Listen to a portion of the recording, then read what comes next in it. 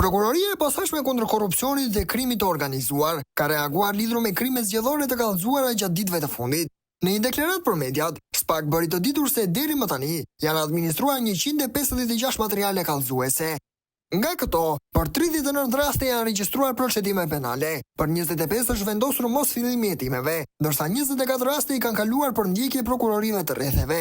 Gjithashtu, 17 materiale janë dërguar për verifikim në drejtorinë vendore të policisë, me qëllim mbledhjen e informacioneve shtesë ose kryerjen e veprimeve të parahetimore.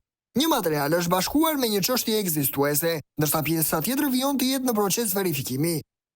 39 procedime penale të regjistruara, 21 janë iniciuar mbi bazën e referimeve nga policia e shtetit. Një është referuar nga shërbimi i kontrollit të brendshëm të burgjeve, 8 janë nisur kryesisht nga SPAK, 3 kanë ardhur si rezultat i kallëzimeve nga shtetas të ndryshëm, 3 janë referuar nga prokuroritë e rretheve gjyqësore, 3 janë bazuar në kallëzimet e subjekteve politike, thot SPAK.